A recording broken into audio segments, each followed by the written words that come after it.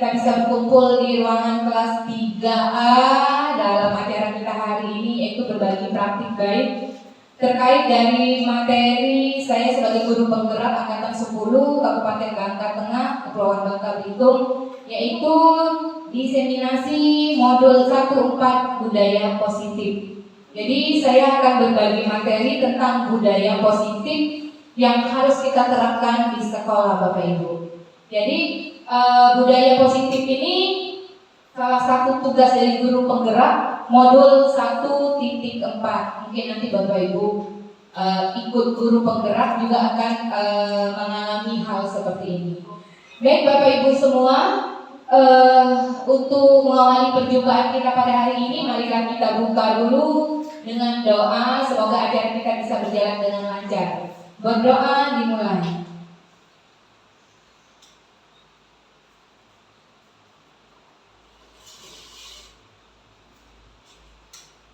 Berdoa selesai.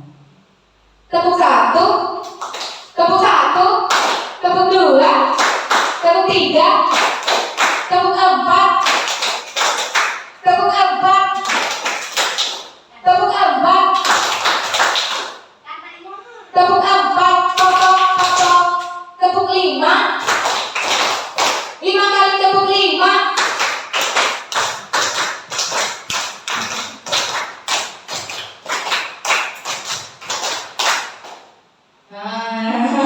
Konsentrasi. Baik Bapak Ibu, untuk yang pertama yaitu budaya positif.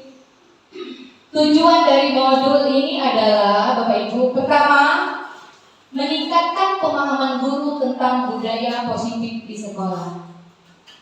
Yang kedua, meningkatkan pemahaman guru tentang budaya positif. Yang ketiga, berbagi praktik baik pelaksanaan budaya positif di sekolah. Nah, budaya positif itu yang pertama adalah disiplin positif dan nilai-nilai kebajikan universal. Yang kedua ada teori motivasi. Yang ketiga ada hukuman dan penghargaan. Yang keempat ada keyakinan kelas. Yang kelima kebutuhan dasar manusia dan dunia. Yang kelima 5 posisi kontrol, dan yang terakhir adalah segitiga restitusi. Jadi ini yang akan saya bagikan kepada Bapak Ibu guru yang hari ini menurut saya luar biasa bisa hadir di sini. Saya doakan semoga diberi kesehatan dan rezeki yang berlimpah. Amin. Oke, sudah berhasil. Disiplin positif dan nilai-nilai kebajikan universal. Apa nih Bapak Ibu? Apa ini? Iya, gambar apa? Coba lakukan hal seperti itu Bapak Ibu. Kepala tangannya. Lakukan. Ada A dan 2, Anda dan teman Anda. Tuliskan benda atau sesuatu yang sangat berharga untuk Anda. Letakkan di salah satu tangan Anda. Dan genggam benda tersebut dengan segala daya. Buatlah suatu kepala. Sekarang kepalkan tangan Bapak Ibu. Anggap saja di dalam tangan Bapak Ibu itu adalah benda yang paling berharga sekarang bagi menurut Anda. Teman B akan mencoba dengan sekuat tenaga dengan berbagai cara meminta Anda memberikan benda tersebut, membujuk, mengancam, menghardik, merayu, menyuap, agar saja dapat membuka kepala tangan Anda. Apa yang terjadi Bapak Ibu? Tak bertahan, Pak Buka? Ini sesuatu yang berharga Bapak Ibu. Oke? Tetap kepalkan. Iya, tetap. Mau diberikan sama orang? Karena inilah berharga buat kita. Jadi ini adalah suatu perumpamaan dari materi kita ini Bapak Ibu ya. Perubahan paradigma teori kontrol pilihan, ilustrasi kontrol oleh Dr. William Glasser ya dalam kontrol teori. Ilusi guru mengontrol murid. Ilusi bahwa semua penguatan positif itu efektif dan bermanfaat. Benar tidak Bapak Ibu? Yang namanya positif itu pasti bermanfaat dan bisa efektif. Ilusi bahwa kritik dan membuat orang merasa bersalah dapat menguatkan karakter. Ilusi bahwa orang dewasa memiliki hak untuk memaksa. Ini hanya ilusi dulu Bapak Ibu ya. Kita lanjut. Bagaimana seseorang bisa merubah dari teori kontrol oleh Stephen Covey, ya. Silakan. Dia mikir dulu Bapak Ibu. Silakan dibaca Bu Herlina. Bila kita ingin membuat kemajuan perlahan sedikit-sedikit, ubahlah sikap atau perilaku Anda. Namun bila kita ingin memperbaiki cara-cara utama kita, maka tidak perlu mengubah kerangka acuan kita. Ubahlah bagaimana Anda melihat dunia, bagaimana Anda berpikir tentang manusia. Ubahlah paradigma Anda, skema pemahaman dan penjelasan aspek-aspek tertentu tentang realitas. Iya, kasih tepuk tangan dulu buat Ibu Herlina. Ternyata membaca paradigma Anda, ya, skema. Baik, bila kita ingin membuat kemajuan perlahan sedikit-sedikit, ubahlah sikap dan perilaku Anda. Itu yang paling utama Bapak Ibu. Ubahlah sikap dan perilaku Anda. Berarti kita harus mengubah diri kita sendiri, agar kita nanti kepada anak didik kita bisa menerapkan ataupun menerapkan yang namanya hari ini yang kita pelajari budaya positif. Berarti harus dari diri kita sendiri, mulai dari diri kita sendiri Bapak Ibu. Nah, perubahan paradigma ini stimulus respon, realita, kebutuhan kita sama. Setiap manusia itu pasti punya kebutuhan. Nanti akan kita pelajari itu kebutuhan manusia. Semua orang melihat hal yang sama. Kita mencoba mengubah orang agar dapat berpandangan sama dengan kita. Perilaku buruk dilihat sebagai suatu kesalahan. Orang lain bisa mengontrol saya bisa mengontrol orang lain, Anda tidak bisa mengontrol orang lain. Ini adalah stimulus respon Bapak Ibu. Sekarang teori kontrolnya, boleh Bu Tri Indriani dibaca untuk teori kontrolnya. Yuk Diani. Sudah keluar matanya Bapak. Kenapa tidak pakai kacamata lagi? Ya Bu Rizky baca, masih lihat. Perubahan paradigma stimulus. Ya, yang teori kontrol. Realitas kebutuhan kita berbeda. Setiap orang memiliki gambaran berbeda. Kita berusaha memahami pandangan orang lain tentang dunia. Semua perilaku memiliki tujuan. Hanya Anda yang bisa mengontrol diri Anda. Anda tidak bisa mengontrol orang lain. Kolaborasi dan konsensus menciptakan pilihan-pilihan baru. Nah, stimulus respon dan teori kontrol itu berbeda tidak? Berbeda. Kalau di stimulus respon kebutuhan kita sama, tetapi di kontrol kebutuhan kita berbeda. Ya, di stimulus respon semua orang melihat hal yang sama, setiap orang memiliki gambaran yang berbeda. Tidak akan membagi selanjutnya. Apa makna disiplin? Nah, ada yang tahu? Pak Puput, secara pendapat dari Pak Puput, apa itu disiplin?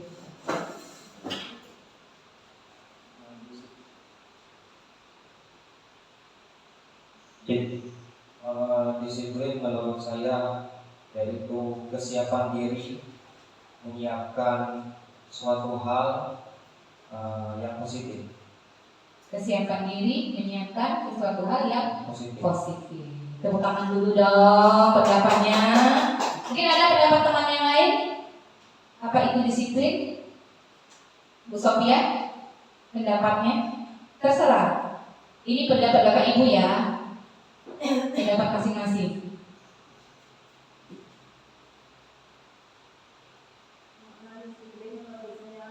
Mematuhi aturan-aturan sesuai apa yang telah dilakukan. Yang telah? Yang dilakukan. Bermacam-macam. Oh, berarti? Oke, tepuk tangan dulu buat Bu Sophia. Harus dipatuhi. Kalau Ibu Rizky, arti disiplin? Sikap dan perilaku yang kita lakukan menurut aturan-aturan dan tanggung jawab kita. Nanti sikap dan perilaku yang menurut sesuai dengan aturan seperti itu. Kalau Bu Salviana?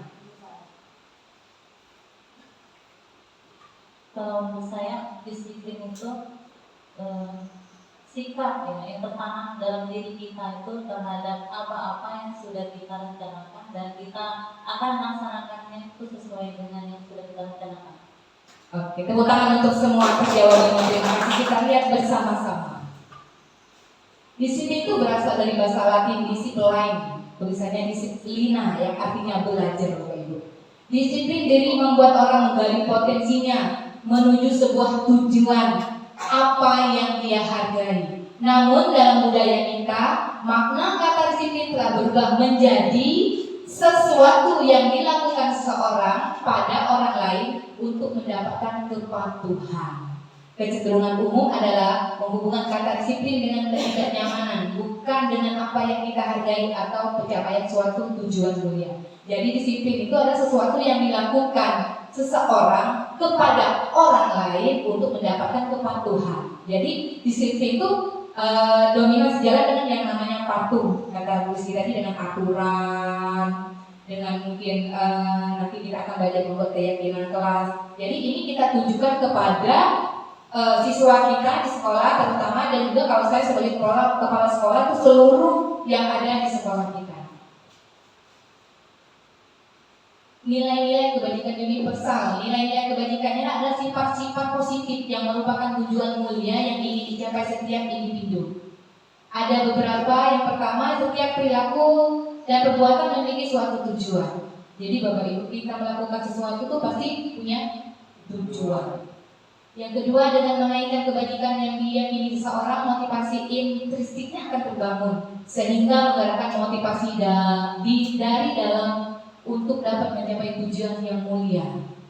Nilai-nilai kebajikan ingin dicapai oleh setiap anak yang kita kenal dengan profil pelajar Pancasila.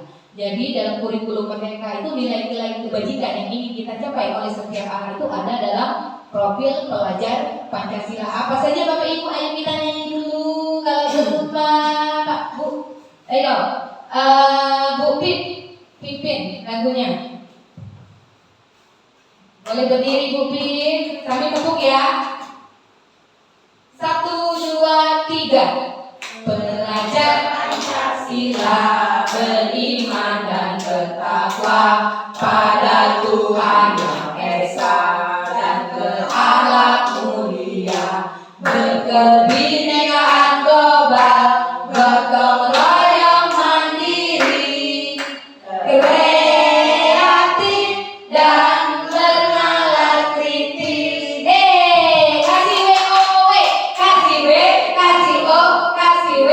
Wow. Jadi Bapak Ibu, nilai-nilai kebajikan yang ingin dicapai oleh siswa itu terangkum dalam profil pelajar Pancasila yang sama-sama sudah kita ketahui. Ada beriman bertakwa pada Tuhan Yang Maha Esa dan berakhlak mulia, kebinekaan global, gotong royong, kreatif mandiri dan bernalar kritis. Teori motivasi. 3 motivasi perilaku manusia. Untuk menghindari ketidaknyamanan atau hukuman, apa yang terjadi bila saya tidak melakukannya? Silakan dipikir pertanyaannya Bapak Ibu. Untuk menghindari ketidaknyamanan atau hukuman, apa yang akan terjadi apabila saya tidak melakukannya? Ini termasuk motivasi eksternal.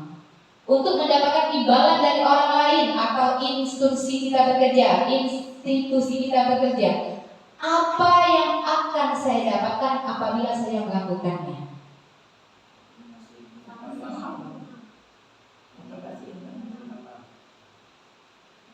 Eksternal juga. Untuk menjadi orang yang mereka inginkan dan menghargai diri sendiri dengan nilai-nilai yang saling percaya, saya akan menjadi orang seperti apabila saya melakukannya. Oke, karena tujuan positif dari disiplin. Siapa nih Bapak Ibu? Ada yang tidak tahu? Nggak tahu. Ini adalah Ki Hajar Dewantara. Apa sih merdeka? Kurikulum merdeka itu apa sih merdeka menurut Ki Hajar Dewantara? Mungkin selama ini Bapak Ibu tidak tahu apa sih merdeka. Apakah anak-anak merdeka, bebas, gurunya merdeka? Nah, kita akan pelajari hari ini. Boleh dibaca Ibu Rasyati? Merdeka itu artinya tidak hanya terlepas dari perintah, akan tetapi juga dapat kuat memerintah diri sendiri. Iya, jadi Bapak Ibu, arti inti dari kata ini, kita itu tidak hanya terlepas dari perintah, tetapi dari diri kita sendiri perintahnya Bapak Ibu. Sekali lagi, bekerja bukan karena atasan, Kalau kita bekerja dari diri kita sendiri, akan tercipta yang namanya disiplin positif. Masih ada foto rumah di situ lah. Saya ambil, memang saya foto hilang-hilang kemana, jadi alhamdulillah masih ada foto ini. Hukuman dan penghargaan. Kita akan mempelajari selanjutnya hukuman dan penghargaan. Mikir dulu kita. Hukuman, konsekuensi, dan restitusi. Dihukum oleh penghargaan. Apa maksudnya? Setiap kita berulang kali menjanjikan hadiah kepada anak-anak agar berperilaku bertanggung jawab, atau kepada seseorang agar mempelajari sesuatu yang baru, atau kepada seorang karyawan melakukan pekerjaan yang berkualitas, kita sedang berasumsi mereka tidak dapat melakukannya, atau mereka tidak akan memilih untuk melakukannya.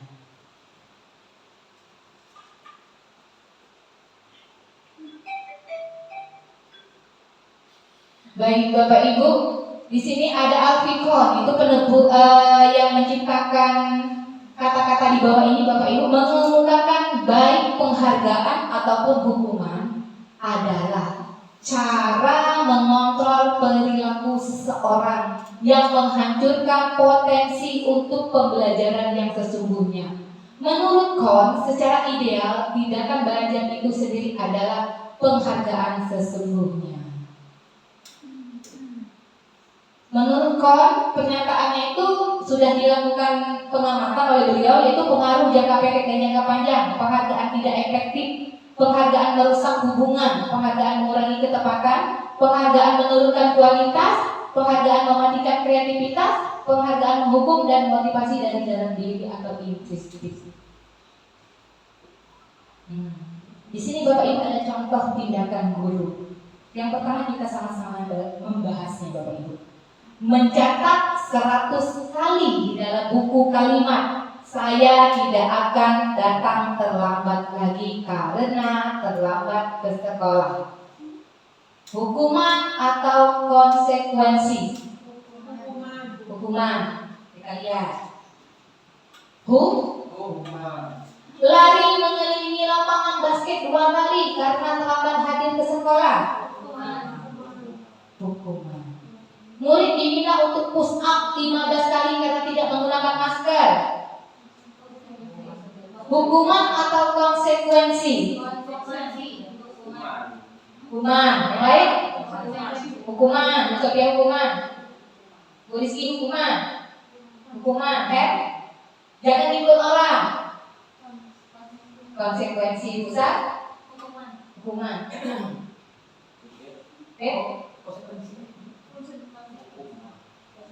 Kita lihat bersama-sama. Hukuman juga itu kan push up seperti itu. Menggantikan kertas tugas teman yang telah dicoret-coret. Konsekuensi kita lihat. Pinter loh. Membersihkan tumpahan air di meja tulis karena tersenggol pada saat belajar.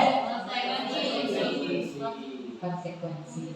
Murid disuruh untuk melepas sepatu seharian di sekolah karena tidak mengenakan sepatu hitam.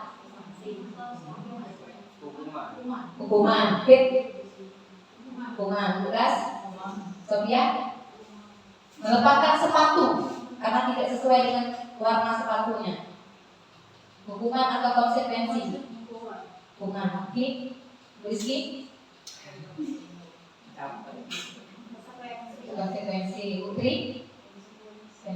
Dia nih hukuman berat? Hukuman besar? Kita lihat. Selanjutnya, lari mengelilingi lapangan basket 2 kali karena terlambat 10 menit untuk belajar tiga angka. Kembali konsekuensi.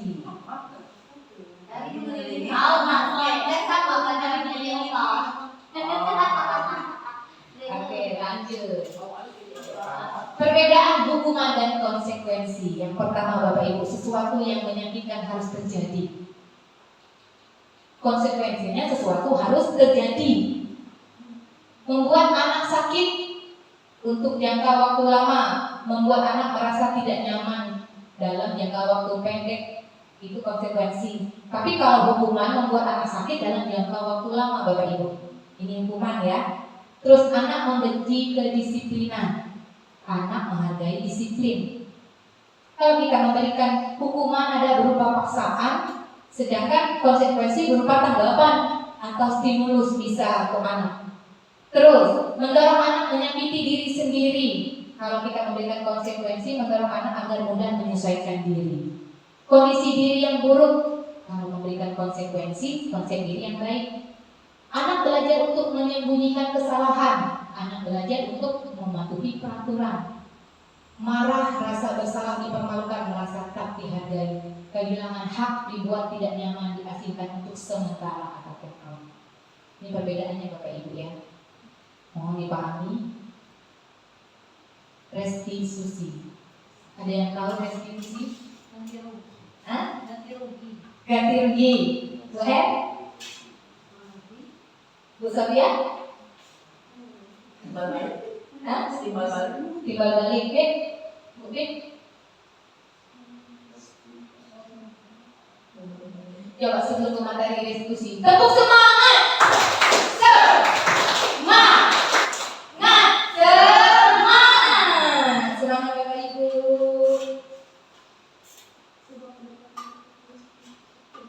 Iya. Restitusi adalah sebuah pendekatan untuk menciptakan disiplin positif. Jadi Bapak Ibu, bagaimana kita menciptakan disiplin positif kepada anak didik kita? Kita harus melakukan sebuah pendekatan. Restitusi adalah proses menciptakan kondisi murid untuk memperbaiki kesalahan mereka sehingga mereka bisa kembali pada kelompoknya dengan karakter yang lebih kuat. Itu menurut Gosen 2004.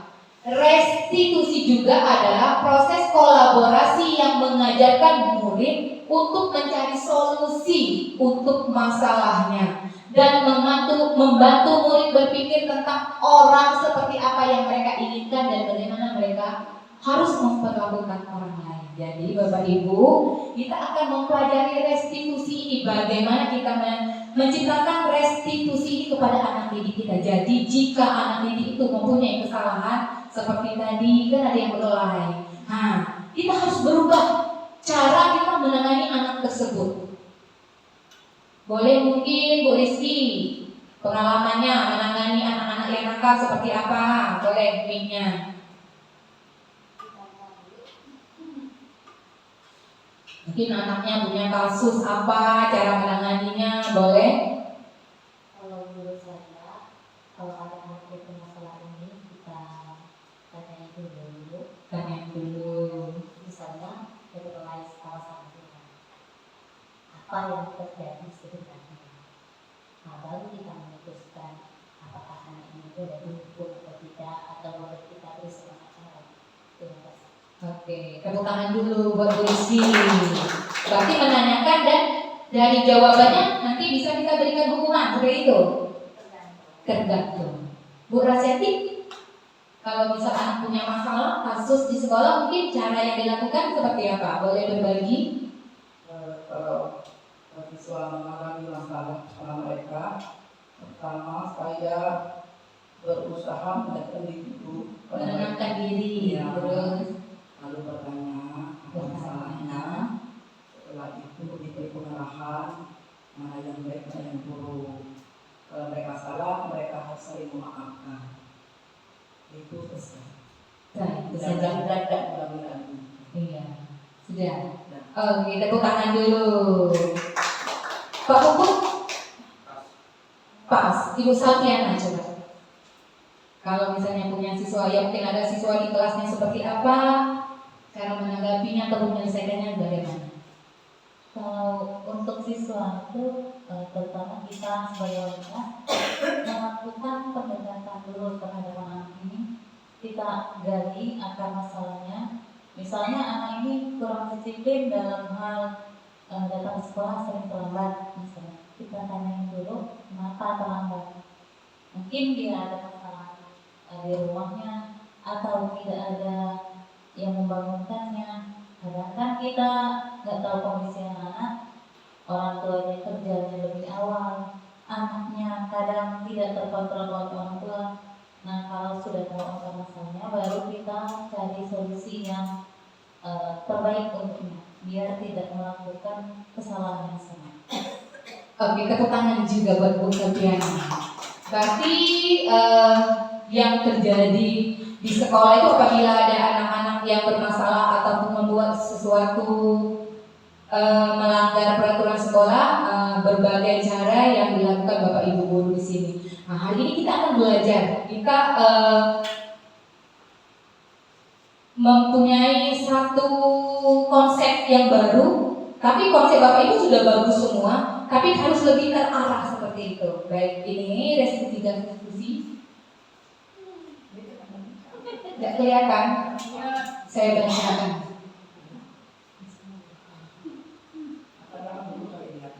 Kayaknya ini lanjut aja deh. Nih, 9 ciri restitusi. Bukan untuk menebus kesalahan, namun untuk belajar dari kesalahan.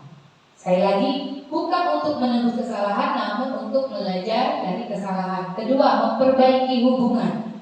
Ketiga, tawaran, bukan paksaan.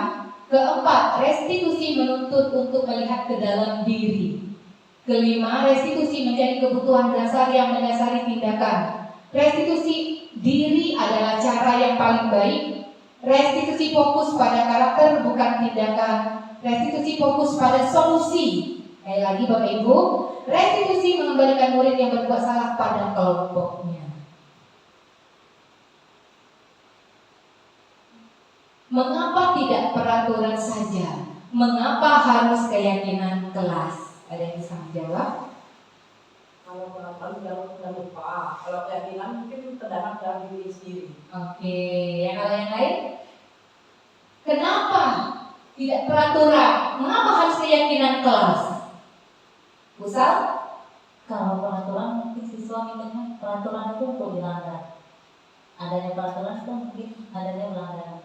Mengapa harus keyakinan kelas? Kalau keyakinan kelas, jadi kita tanamkan ke mereka kesalahannya apa, mereka tahu sendiri konsekuensinya apa. Oke, tepuk tangan dulu untuk semuanya. Sekarang saya bertanya di sini, apakah sudah ada yang membuat keyakinan kelas? Ada. Siapa? Bu Ras. Oke, contohnya. Peraturan kelas pertama, kalau mereka berkelahi sampai darah, itu akan kayak akan ke ruang kelas sekolah, bimbingan khusus. Nanti itu kelas-kelas akan selesaikan. Terus kalau dia datang terlambat, dia harus meminta maaf ke kawan-kawannya seluruh di kelas. Oke, itu contoh keyakinan Bapak Ibu. Nah, Bapak Ibu membuat keyakinan kelas itu, apakah Bapak Ibu sudah langsung ditempel di dinding Tulisan, atau tulisan. iya berdiskusi secara lisan? Kita berdiskusi bersama-sama. Kalau peraturan bisa kita buat sendiri Bapak Ibu. Tidak boleh datang terlambat, hadir tepat waktu. Itu peraturan. Pakaian harus sesuai dengan peraturan. Kita bisa buat sendiri, tapi keyakinan kelas harus kita buat bersama-sama agar siswa itu yang membuat sendiri dia yakin. Dengan keyakinan kelas itu dia yakin, paham pada diri. Karena saya yang membuat ini, berarti saya harus mengikuti keyakinan tersebut. Oke, kita lihat bersama-sama Bapak Ibu ya. Sekarang kita tanya di sini, mengapa kita memiliki peraturan harus menggunakan helm bila mengendarai kendaraan roda 2? Untuk apa? Keselamatan. Mengapa kita memiliki peraturan 3M menggunakan masker, mencuci tangan dan menjaga jarak? Untuk kesehatan. Mengapa kita memiliki peraturan harus datang tepat waktu pada saat mengikuti pelatihan? Agar timbul sifat disiplin, tanggung jawab. Oke. Untuk mendukung motivasi intrinsik kembali ke nilai-nilai keyakinan, lebih menggerakkan seseorang dibandingkan mengikuti serangkaian peraturan.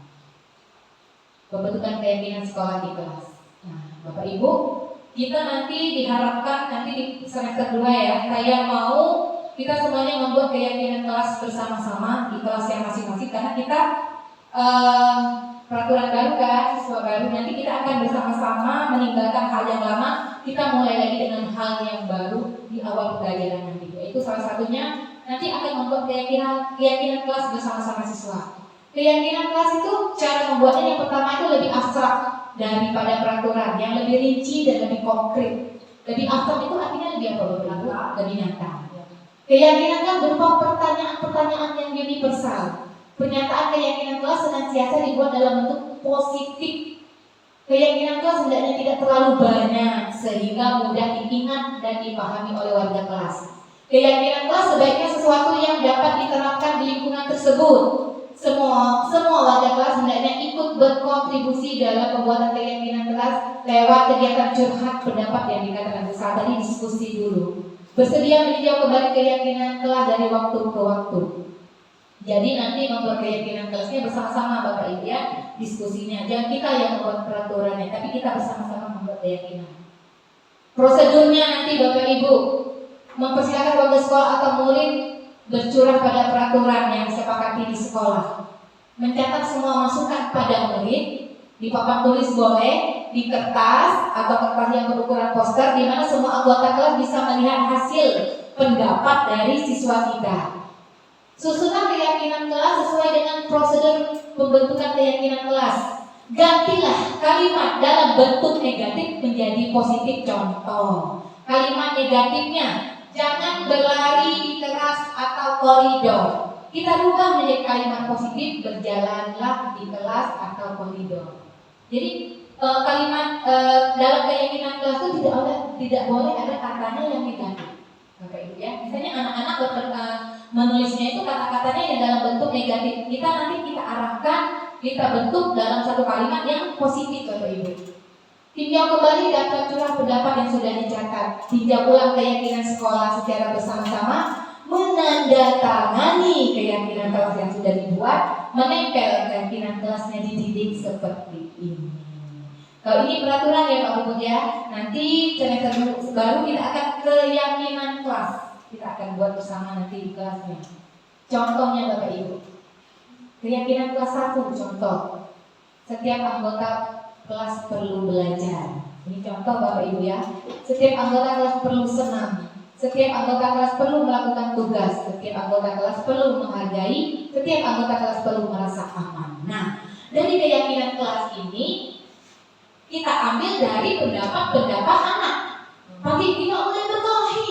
Nanti tidak boleh berkelahi itu dari mana yang kita ambil? Saling menghargai. Seperti itu. Misalnya setiap anggota merasa aman. Jangan bertengkar. Mungkin ada yang menjawab tidak boleh bertengkar, tidak boleh mencuri. Nah, itu kita buat dalam satu bentuk kalimat positif seperti ini. Ini contoh. Contoh Bapak Ibu ya. Iya. Jadi kita harus memilah nanti kata-kata yang positif. Keyakinan kelas 5.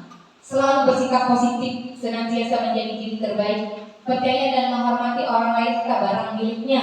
Berkomitmen terhadap setiap tugas, senantiasa membantu. Mungkin mengerjakan tugas tepat waktu, misalnya anak-anak. Nah ini bisa kita ambil dari berkomitmen terhadap setiap tugas. Piket kelas, misalkan harus melaksanakan piket. Nah ini juga tidak ada lagi nanti hal piket kelas. Tidak ada lagi kalau keyakinan kelas Bapak Ibu. Berarti itu apa kalau berdoa dengan baik? Bersikap positif bisa. Jadi kita harus bisa menilainya Bapak Ibu nanti ya. Kegiatan dalam keyakinan kelas dalam tabel. Nah ini Bapak Ibu. Hormat. Kata hormat itu terdengar. Misalnya satu orang berbicara, yuk saya bantu kita selesaikan hari ini bersama. Terima, tolong ya, permisi, boleh saya pinjam, nanti akan segera saya kembalikan. Itu terdengar Bapak Ibu. Nah, kalau terlihat berempati terhadap orang lain, memegang barang milik orang lain, mendengarkan dengan sesama, senantiasa berbuat baik dan berbagi. Kalau berperilaku, tersenyum ramah, memberikan salam hormat, berjabat tangan, memberikan ruang bekerja, postur tubuh yang tenang. Ini kegiatan pendalamannya Bapak Ibu. Nanti kalau kita sudah buat keyakinan kelas, ini yang kita lihat dari anak-anak, apakah terdengar, terlihat dan berperilaku. Hormat, datang tepat waktu. Bapak Ibu, termasuk hormat kan? Terus tidak tampak seperti sering hadir terlambat. Jadi mereka harus tampaknya datang tepat waktu Bapak Ibu. Itu salah satu hormat. Bentuk dari hormat. Nanti yang mungkin keyakinan kelas yang sudah Bapak Ibu bikin. Terus menyapa teman dan guru setiap hari. Tidak tampak tak acuh kepada teman dan guru. Terus mengembalikan barang teman yang telah dipinjam atau mengucapkan terima kasih. Tidak mengembalikan barang yang telah dipinjam atau meletakkan sembarangan. Bekerja misalnya, tekun bekerja dan menyimak guru, menyerahkan tugas tepat waktu. Kalau yang tidak tampaknya tidak mendengarkan guru, tugas tidak diberikan. Paham tidak Bapak Ibu? Paham ya? Nah, ini contohnya. Kita punya peraturan. Kita punya peraturan Bapak Ibu. Ini salah satu bentuk peraturan ini kan. Misalnya kalau peraturan sekolah, kita punya peraturan sekolah kan. Nah, dari peraturan sekolah Bapak Ibu membuat peraturan kelas kemarin kan. Nah, dari peraturan kelas itu nanti Bapak Ibu buat keyakinan kelas. Contohnya, selalu kembalikan buku di tempatnya. Ada nggak Bapak Ibu buat peraturan seperti itu kemarin? Tidak ada. Nah, kalau Bapak Ibu membuat tadi keyakinan kelasnya apa? Tanggung jawab. Dilarang mengganggu orang lain. Keyakinan kelasnya apa Bapak Ibu? Menghormati orang lain. Hadir di sekolah 15 menit sebelum pembelajaran dimulai. Menghormati orang lain dan berkomitmen. Dilarang melakukan kekerasan. Keselamatan, menghargai orang lain, menghormati orang lain. Dilarang menggunakan narkoba. Kesehatan. Bergantian atau menunggu giliran. Menghormati orang lain atau bersabar. Gunakan masker. Kesehatan. Jangan berlari di kelas atau koridor. Keselamatan atau keamanan. Nanti Bapak Ibu, misalnya anak-anak membuatnya ini, menemukan ini. Ayo anak-anak kita buat keyakinan kelas. Kita supaya apa? Pembelajaran kita bisa aman, tertib. Apa anak-anak Bapak Ibu? Tidak boleh dengan terlambat dulu. Catat dulu. Nanti anak-anak boleh menempelkan pakai lem yang kertas kuning itu kan. Nah, nanti sama-sama kita simpulkan. Oh, kalau misalnya tidak boleh datang terlambat itu termasuk apa anak-anak? Menghormati orang lain atau berkomitmen, ini yang kita tulis keyakinan kelasnya. Seperti itu Bapak Ibu ya, paham ya? Paham Bapak Ibu? Paham.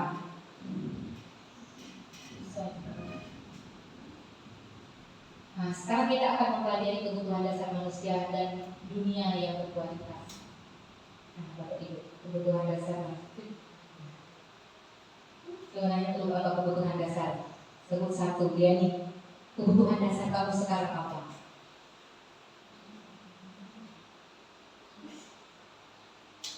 Kebutuhan dasar manusia. Sebut salah satunya.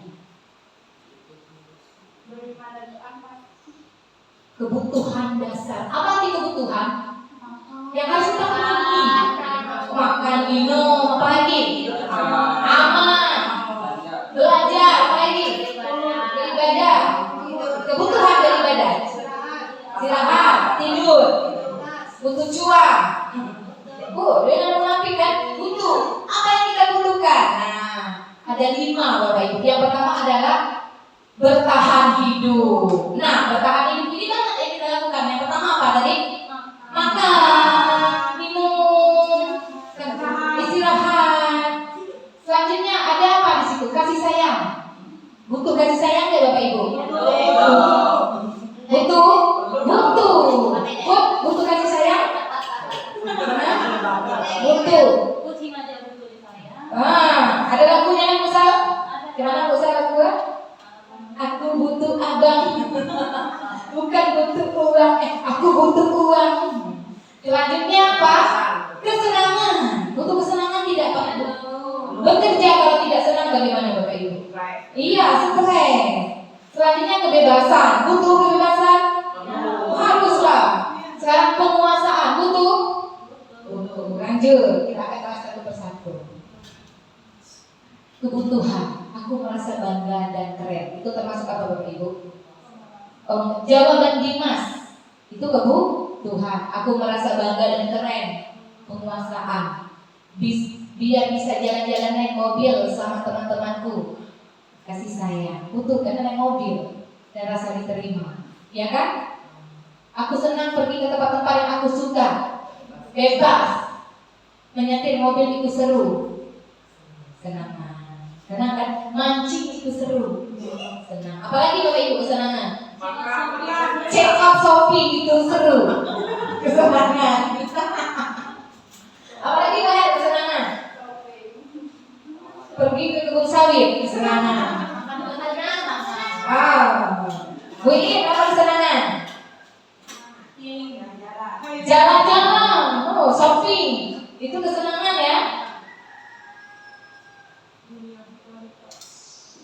Baca Bukit. Kasih mic-nya.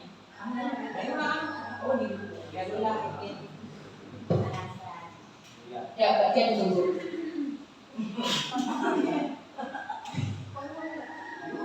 Yang paling terakhir saja. Yang paling terakhir. Kebutuhan dasar bersifat lebih umum dan lebih besar, sedangkan dunia berkualitas lebih rumit dan Oke. Yang nomor 2, Usah. Dr. William Blaser menyebutnya seperti semacam album foto, sehingga isinya tidak akan terlalu banyak, hanya akan terdiri dari beberapa hal saja yang sangat signifikan dan benar-benar terbaik dalam hidup Anda yang membuat hidup Anda menjadi lebih bermakna. Oke. Bisa dipahami Bapak Ibu kata-kata ini? Saya. Dia saya harus dipahami terpaksa. 5 posisi kontrol. Ada yang tahu Bapak Ibu apa saja? Mungkin sudah mempelajari Bu Salviana, Bu Rizky dari STKIP Muhammadiyah. 5 posisi kontrol, Pak Puput. Emosi juga lagi. 5 posisi kontrol. Ada yang bisa? Mungkin?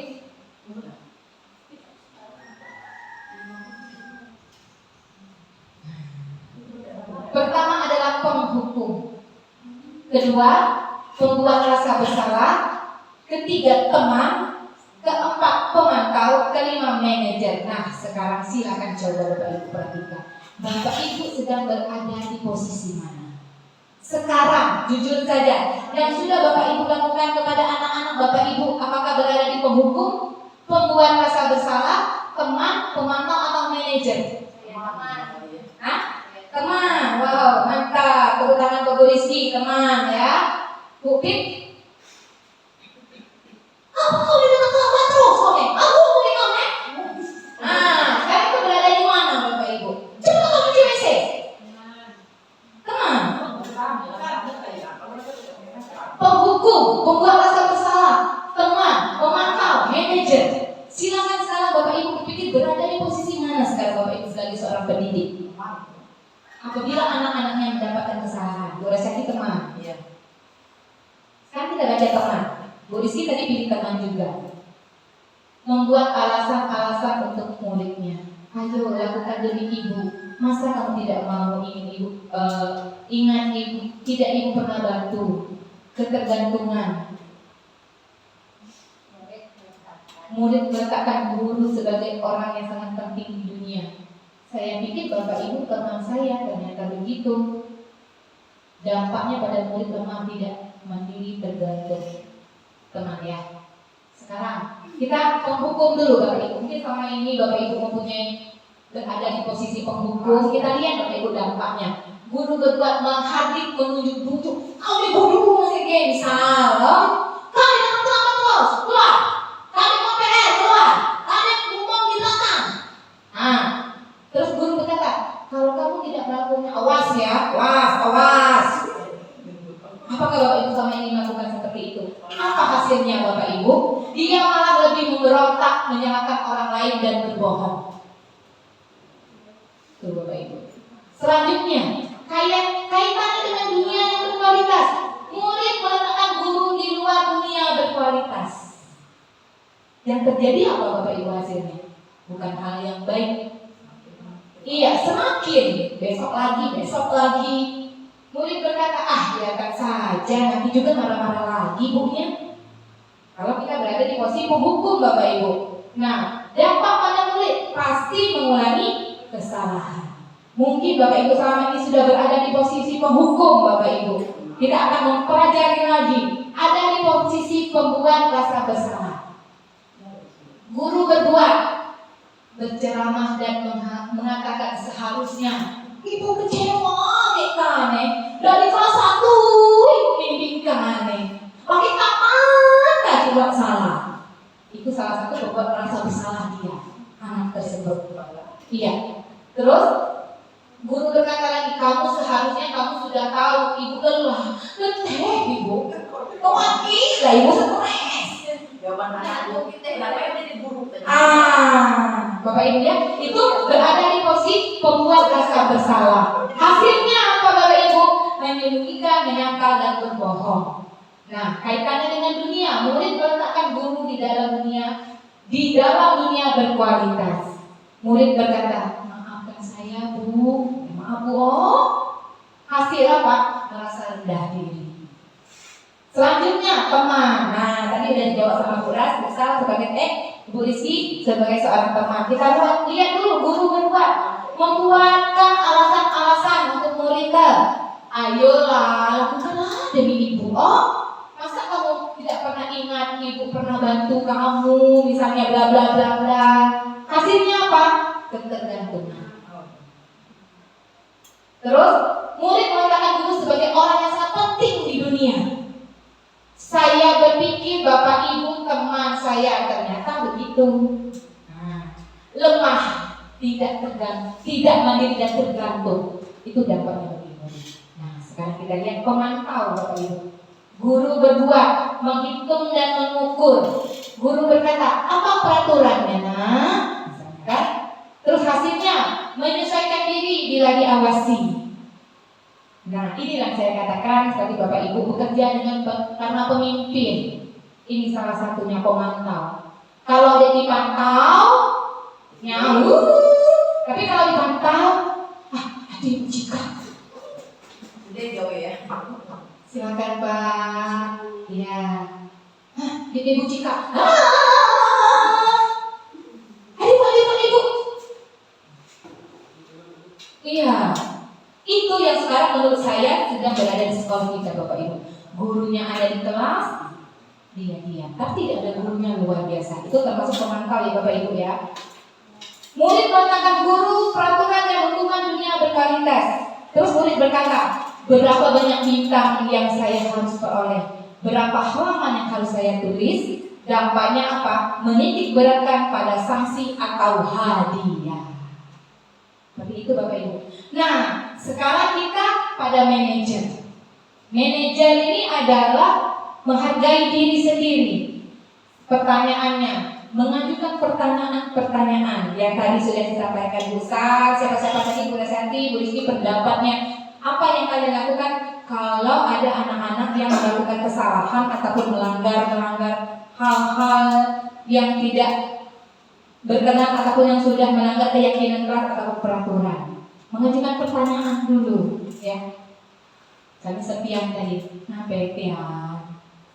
Coba duduk di sini ya, kenapa? Kenapa tadi kenapa Ibu panggil? Terus apa yang kita yakini? Apa yang bisa kau kerjakan untuk memperbaiki masalah ini? Kita tanyakan lagi, kenapa bisa datang terlambat sekian? Tidak upacara. Pokoknya dari tahu ini.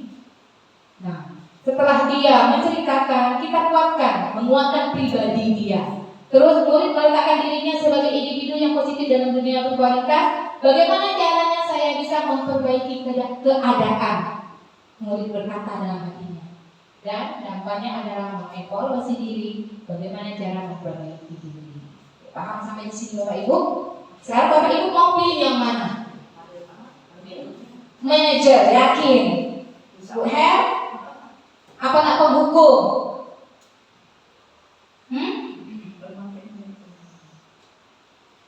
Sepakat manajer? Tepuk tangan untuk kita semua.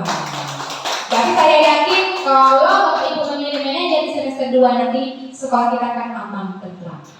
Oke, lanjut ya. Nah, Tapi kalau manajer ya. harus memperbaiki diri sendiri. Iya, makanya mulai dari diri. Semua dilakukan mulai dari diri. Dari awal tadi sudah kita bicarakan ya Bu Rizky. Kita mulai dari diri kita sendiri, memperbaiki diri kita sendiri dulu. Oke. Semangat? Mau memperbaiki diri sendiri? Mau. Yakin? Yakin. Oke, insya Allah nanti teman-teman janji nanti. Amin. Terus mengidentifikasikan 5 posisi kontrol. Yang pertama, boleh dibaca Pak Sandy. Yang pertama, saya kecewa sekali dengan kamu. Oke, kita lihat. Membuat orang merasa bersalah. Iya kan? Kecewa kayaknya. Dia merasa bersalah. Ya. Sendiri Pak, kenapa tuh Pak? Diklik. Penuh. Kayaknya penuh. Oke, ajak dia pulang lagi deh. Lanjut. Lanjut ya. Oke. Jalannya waktu. Oke. Solusi baca Bu. Kamu tidak perlu benar melakukan. Tidak pernah. Kamu tidak pernah benar melakukannya. apa itu? Menyalahkan anak. Berarti membuat merasa bersalah. Tadi ya.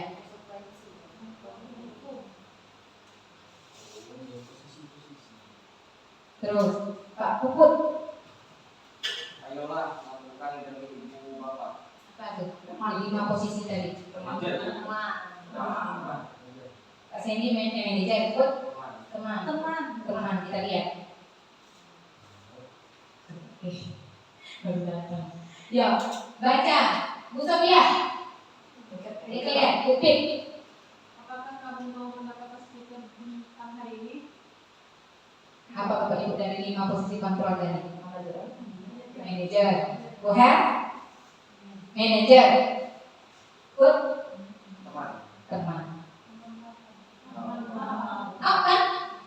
Nak dapat hadiah baik, tapi hanya ada guru baik dia baik.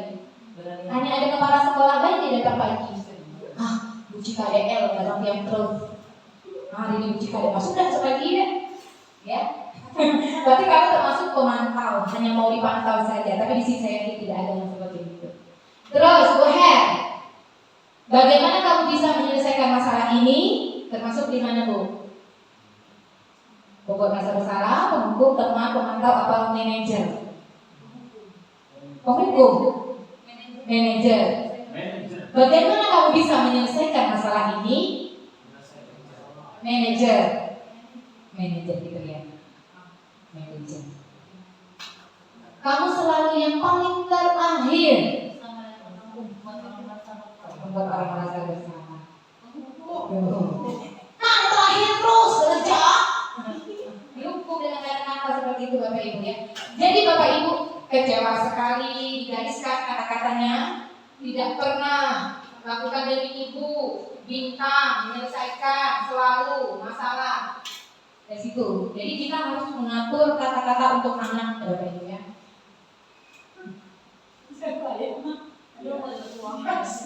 Oke, kita akan belajar nih. Jadi 3 restitusi. Nah, dari 3 restitusi ini salah satu ada 3. Nih Bapak Ibu. Ada 3 yang harus kita lakukan apabila anak mempunyai masalah ataupun kasus. Yang pertama, validasi kebutuhan. Yang pertama ini menstabilkan dulu, menstabilkan identitas. Yang kedua, menanyakan. Terus yang ketiga, sekarang kita lihat. Kamu tentu punya alasan mengapa kamu melakukan itu. Adakah cara yang lebih efektif untuk mendapatkan apa yang kamu butuhkan? Setiap orang pasti pernah melakukan kesalahan. Kamu bukan satu-satunya yang pernah melakukan ini. Kamu ingin menjadi orang seperti apa? Nilai apa yang telah kita sepakati? Jadi Bapak Ibu dalam praktek segitiga restitusi kepada anak yang punya kasus, Bapak Ibu harus mempunyai kata-kata seperti ini.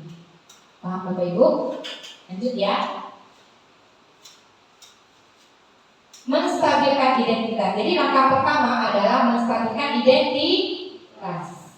Lihat Bapak Ibu contohnya, guru berkata, manusia berbuat salah itu hal yang manusiawi. Tidak ada manusia yang sempurna. Bapak Ibu juga pernah berbuat salah. Kita pasti bisa menyelesaikan permasalahan ini. Bapak Ibu tidak tertarik untuk mencari siapa yang salah, siapa yang benar. Bapak Ibu tertarik untuk menyelesaikan masalah. Kalau kamu menyalahkan dirimu sendiri terus-menerus, apakah kamu bersikap baik pada dirimu sendiri? Boleh dikatakan seperti itu kepada anak-anak. Bapak Ibu ya. Ini adalah menstabilkan identitas. Kan emosi.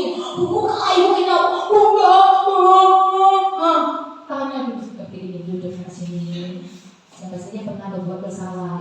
Tapi katanya juga memang harus lembut Bapak Ibu ya. Tidak ada manusia yang sempurna. Katakan seperti itu. Pertama stabilkan dulu nanti identitas dia. Ini kan emosi. Stabilkan pelan-pelan dengan kata-kata kurang lebih seperti ini Bapak Ibu. Nah, setelah itu validasi kebutuhan. membantu murid mengenali kebutuhan dasar yang ingin dipenuhi. Nah, kita tanyakan kepada murid, kenapa anak itu bisa seperti itu? Kamu bisa saja melakukan hal yang buruk, tapi kamu tidak melakukannya kan? Ini kan seperti itu.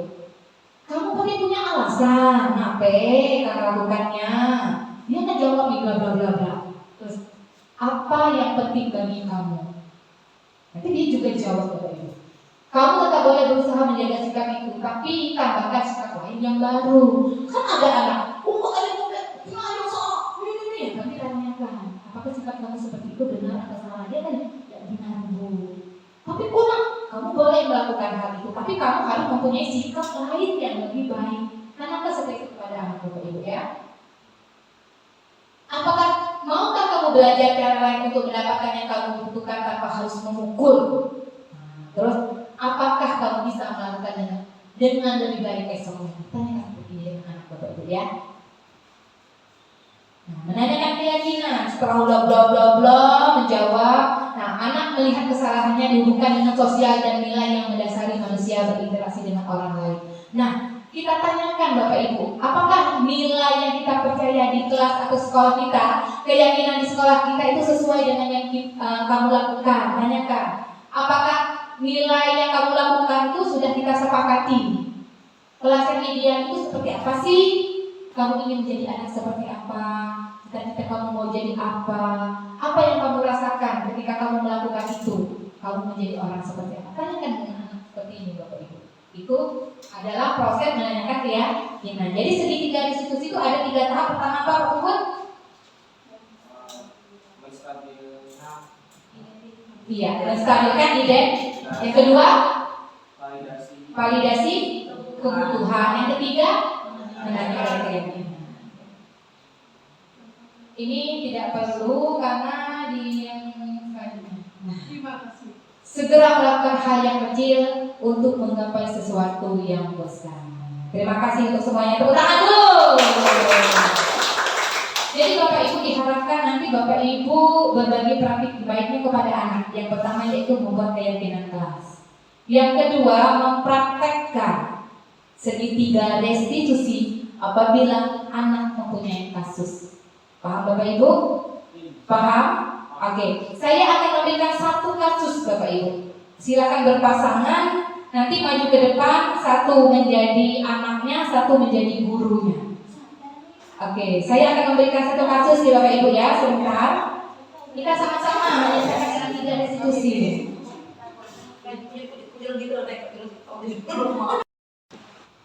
Oke, baik Bapak Ibu, itulah berbagi praktik baik yang saya lakukan untuk hari ini. Sekali terima kasih sudah hadir di sini dan bisa berbagi ilmu untuk Bapak Ibu. Semoga kedepannya kita menjadi lebih baik dan bisa menjadi pribadi yang lebih baik lagi. Akhirnya saya tutup. Wassalamualaikum warahmatullahi wabarakatuh.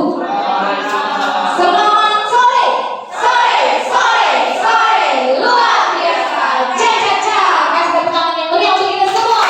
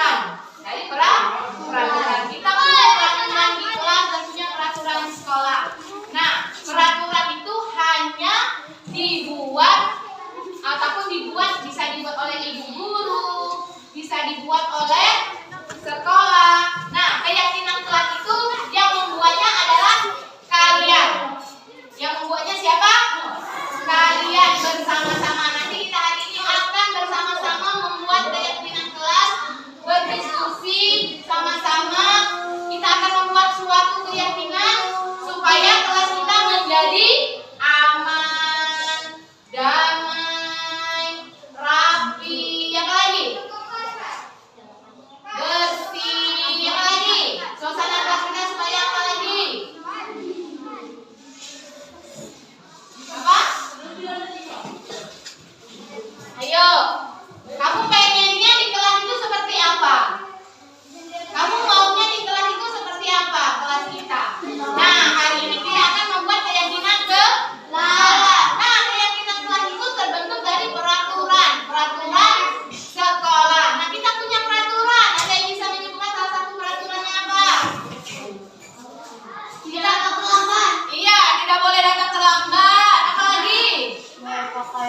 seragam sekolah. Berpakaian sesuai dengan seragam sekolah. Ayo, laksanakan piket umum. Hah? Laksanakan piket umum. Apa lagi? Patuh dan saling menghargai terhadap guru dan teman. Iya, itu adalah peraturan sekolah dan kelas. Nah, hari ini dari peraturan itu kita akan membuat keyakinan kelas. Keyakinan kelas itu yang membuatnya siapa?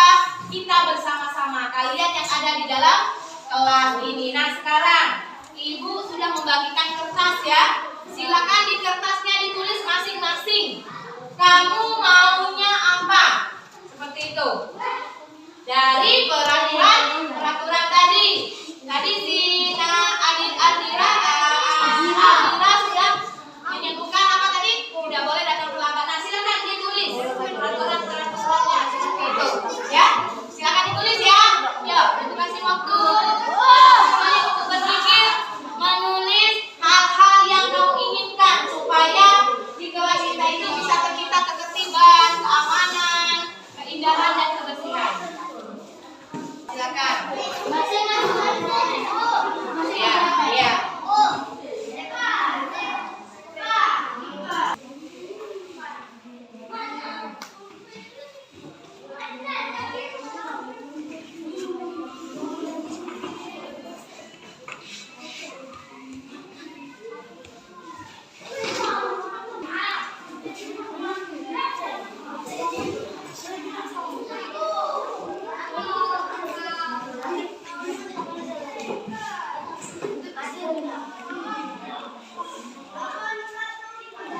Sekarang kamu sudah menulis apa yang ingin ataupun keyakinan kamu untuk di dalam kelas.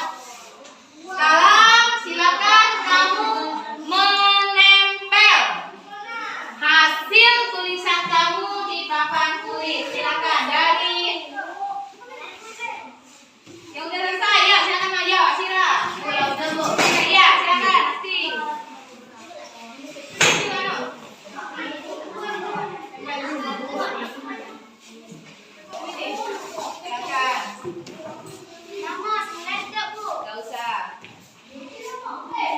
Yuk, yang sudah maju tempel. Sini Bu, tempel di sini. Serah mau nempelnya di mana? Sini. Ayo. Sini aja bawah boleh. Ayo. Nih.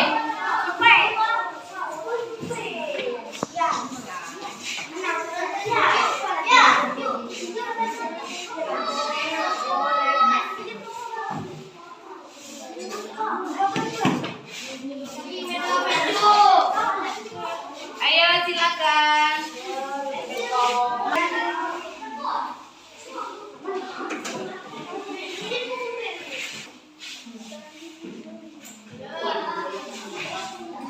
Di depan.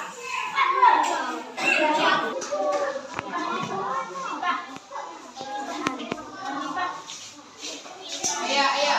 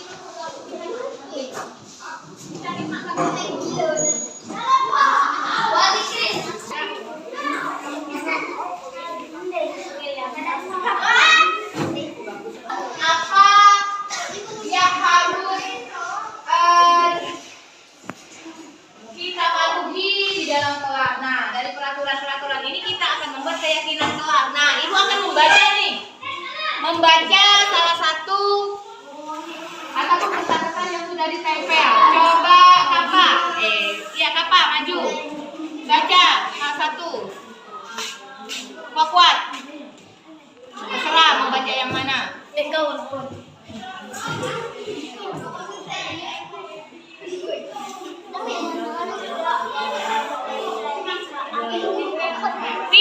boleh mencontek saat ulangan. Itu adalah peraturan. Nah, kita akan membuat keyakinannya. Lagi yuk. Habibah, maju, baca.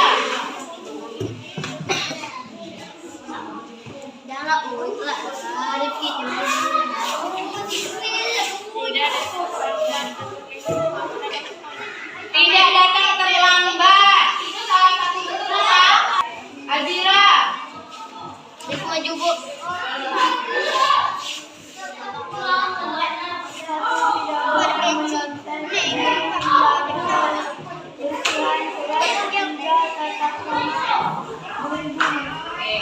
Menjaga kebersihan kelas. Tidak lari-lari dalam kelas. Itu apa? Untuk menunjukkan sikap apa? Tidak lari-lari dalam kelas. Supaya apa kelas kita? Bersih, tertib, ya, aman, ya kan? Terus di sini yang sesuai peraturan. Itu termasuk apa? Termasuk apa?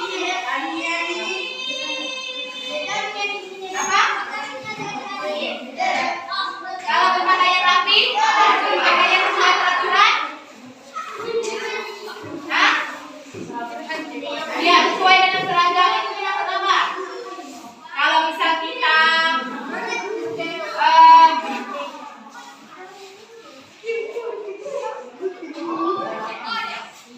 dengan teman misalnya tidak boleh berkelahi. Itu berarti apa? Saling menghargai, saling menghormati.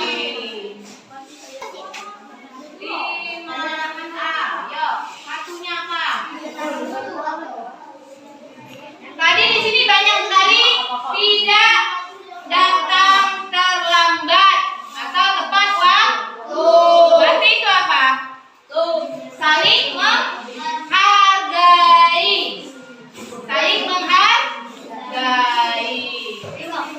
Apa? Saling menghargai. Saling menghargai ya.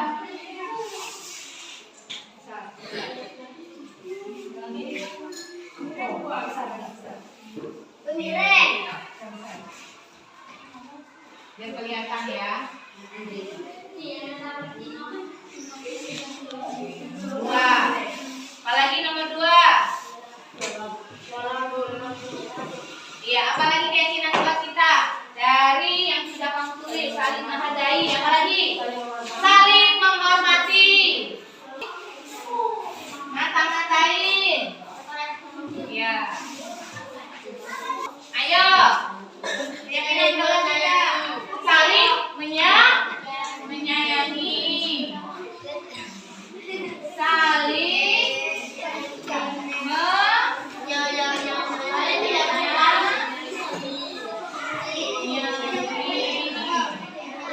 apa lagi?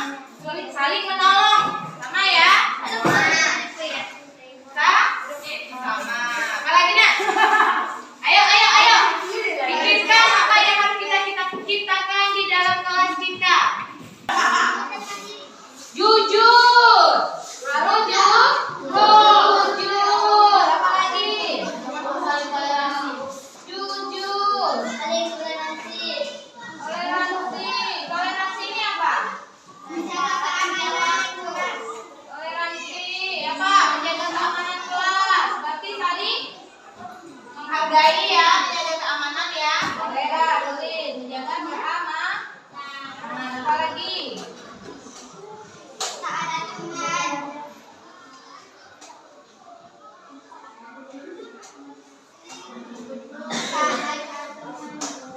Apa lagi? Nadine, apa lagi Nadine? Sudah? Aman? Ini saja? Yakin? Yakin. Tepuk tangan dulu untuk semuanya. Jadi hari ini kita sudah mendapatkan keyakinan kuat 5A. Satu, kita baca bersama-sama ya apa? Saling menghargai. Jadi saling menghargai ini kita harus bersama-sama teman, tidak boleh menghalangi, ya, tidak boleh saling menyudutkan, ya. Terus saling menghormati, sama teman itu saling apa? Menghormati, tidak boleh mengejek. Terus saling menolong, sama membantu, saling menolong sama teman. Ya, iya, bekerja sama di saat kita pikir, di saat mengerjakan tugas-tugas itu harus bekerja sama. Kecuali ada hal-hal yang tidak boleh untuk bekerja sama. Selanjutnya apa? Jujur. Jadi tadi kamu udah nulis tidak boleh menyontek. Tapi kamu harus jujur. Apa lagi? Toleransi, menghargai, menghormati, menjaga keamanan. Berarti tidak boleh ada yang mencuri, ya. Tidak boleh lari sana, lari sini seperti yang kamu tulis di situ. Tidak boleh lari-lari di kelas. Itu kan menjaga keamanan. Nah, kamu sudah membuat keyakinan kelas ini, berarti bisa bersama-sama harus melaksanakan keyakinan ke kelas sehingga kelas kita akan terasa aman, tentram, indah, bersih untuk kemajuan kelas kita. Tepuk tangan